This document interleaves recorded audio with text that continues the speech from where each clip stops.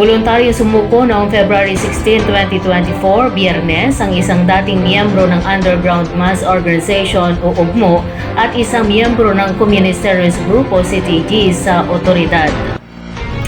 Sa ulat ng tanggapan ng 2nd Provincial Mobile Force Company Nueva Ecija Provincial Police Office, PMFC NEPO, ang kanilang hanay ay nagsagawa ng sabayang operasyon katulong ang mga iba't ibang istasyon at unit ng pulisya sa lalawigan, kasama ang kasundaluhan mula 84th IB, 7 ID Philippine Army.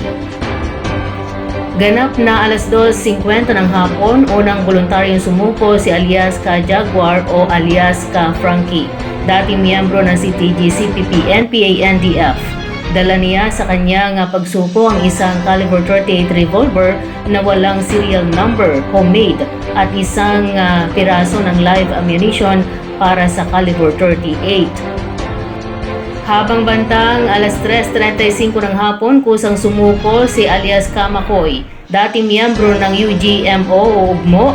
Isinuko rin niya ang isang caliber 38 revolver na walang serial number, homemade, at isang piraso ng live ammunition para sa caliber 38. Napag-alaman na si alias Ka Jaguar o alias Ka Frankie ay isang dating miyembro ng CTG sa ilalim ng Josefino Corpus Command noong 1992 hanggang 2006 na kumikilos sa buong lalawigan ng Nueva Ecija. Agad naman silang pinalaya matapos ang panayam at dokumentasyon. Pinagkalubad din sila ng tulong panghanap buhay para sa kanilang pagbabagong buhay.